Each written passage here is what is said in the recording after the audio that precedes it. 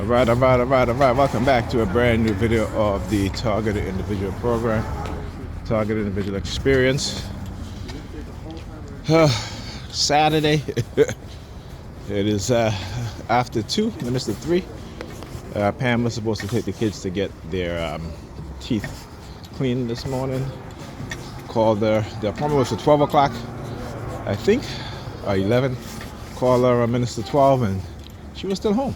And I'm like, hey, are you there at the dentist? She was like, no, we're still home. And I'm like, oh, wow. You know, yesterday she asked me if I wanted to take them. I said, no. I said, you know, you made the appointment and you made it on my weekend because, you know, you wanted me to take them there so you can go out, whatever you want. I said, no. I said, that's not what you do. You asked me, hey, is it okay if I make the appointment on your weekend? All right? And if you could take them. But you don't just do it without telling me anything. And then you ask me the day before, or I should say the afternoon before, if I could take them. I told her no. Simple as that. I said nope. You know, tell you, it's what these women do. I went through the same thing with my eldest son and his mother. You know. Hey Lester, how you doing? When that's my brother, one of my older brothers. That's who I was talking to you. Anyway, so yeah, when Bryce's mom and he was younger, my weekend, whenever she had a function of like a family function, instead of asking me, is it okay, you know, to switch weekends, you know what I'm saying, which would have been fine. She never asked me. Let me tell you, I used to drive, take the train all the way to the Bronx, right, on my weekend, and then she didn't show, right? And again, we had a court order that she was supposed to meet me on my weekend at a certain destination, right?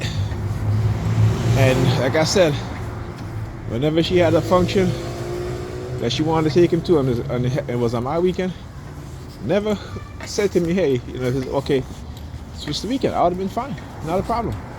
But no, they want to tell us, you know, what we should accept, and we can't say anything about it. As I said, I feel sorry for this generation of young black men, because these women today, these young women are detrimental to them in every way, okay? Every single way. Oh, look at the New York Predators Department. See, when they know that I gotta, and I forgot to. Yeah, I gotta go to the train station and put money in my card. So that's why you see them up there, all right? I ended up crossing the street because I forgot. So they kind of reminded me, look, KYP 3249. Of course, if you see the New York Predators Department attacking me like that, what the number on the license plate will be, has the number 32 in it. Again, keep showing you guys over and over, this is state sponsored, all right? There's a couple of things I want to talk about also, but you know, I'm just ranting on about these women. You know, I mean, it's always like that, right? It's always like that, all right? How they will, another number 32, 32 24 20. All right, license plate right here. All right, so you know, and we're supposed to like not be mad, or they don't care if we're mad or not. They don't care, you know. So they won't even follow a court order. But if it was the other way around, they're calling the police on you. She did it so many times that, you know, I had to start filing police reports, all right, about her not showing up with our son on my weekend. That's, you know, like I said, I put up with it for so long that I was like, no, I'm not going through this shit anymore. Okay, and then when I threatened her to take her ass back to court, that's when she started acting right? Imagine that. What you have to go through with these women. You know what I'm saying? And it's not just black women. All right. So I had to just pause the video. I just Haven't seen this person in, geez, years. We live on the same block. You know what I'm saying? But I haven't seen him in years. And I kind of suspect that it was one of those setups, you know, they always try to use people who I grew up with, or I know from school, or what have you, or people who I've dated. People who I've dated, they use lookalikes. They don't actually use those people unless I'm still in contact with them, right? But they will find lookalikes, all right? Even people who I grew up with, sometimes they'll find lookalikes. But that's part of the coercive persuasion program, right? That's part of, again, cognitive warfare. Remember, all these things fall under the banner of cognitive warfare and neurocognitive warfare. So I want you guys to remember that. So when I talk about, you know, psyops, when I talk about coercive persuasion, just Zoom, right? Hacking into my computers, into my electronic devices, right? All falls under the banner of cognitive warfare, right? And neurocognitive warfare. Okay? So anyhow, how was I saying? All right, I'll remember. Anyway, let me say this also. So Donald Trump, again, getting rid of DEI departments within the federal government. And I think I said this last week. Or was it this week? Maybe earlier this week. All right, that the majority of those in the managerial executive positions in the federal government are white men in particular. 76 or 77%. Okay?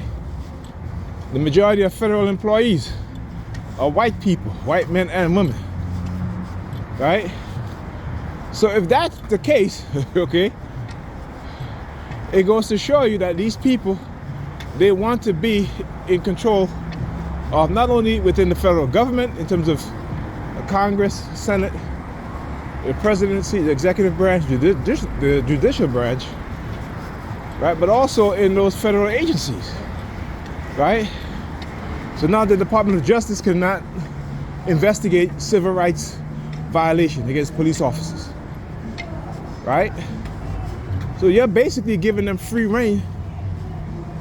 Now I'm making it, I wouldn't even say, well, they might make it legal, right, to continue to abuse black people because that's what they want to do.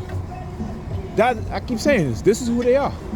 They have never given up the idea of putting us back into slavery, or subjecting us to even more cruel treatments.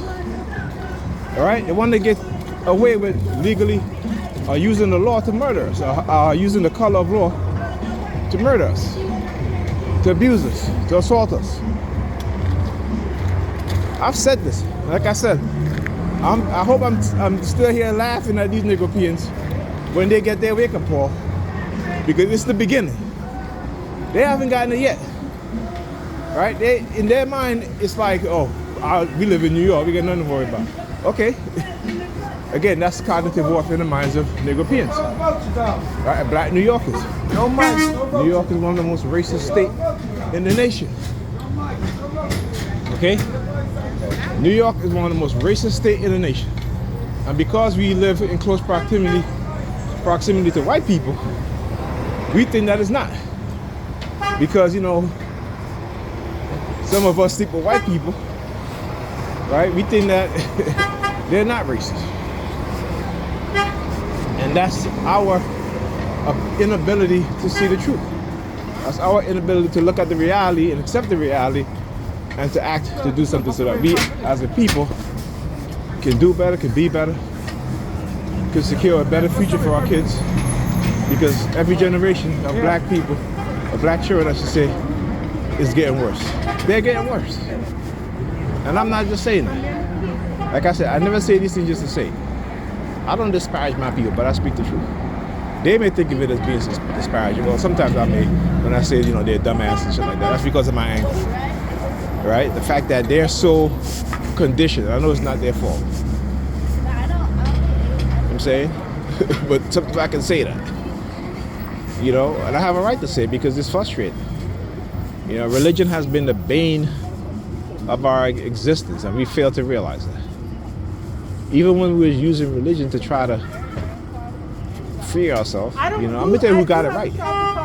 Who got it right was Nat Turner. Who got it right was Harriet Tubman. Okay? Who got it right was Marcus Garvey. Right?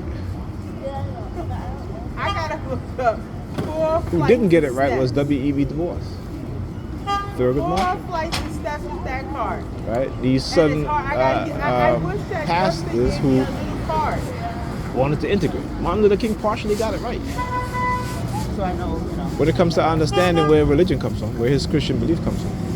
When it comes to giving credit to, you know, ancient Kemet, Mesopotamia, Babylonian, Syrian, right? Ancient, you know, Hinduism, ancient cultures that were the bedrock of the Christian belief system, as well as the Old Testament.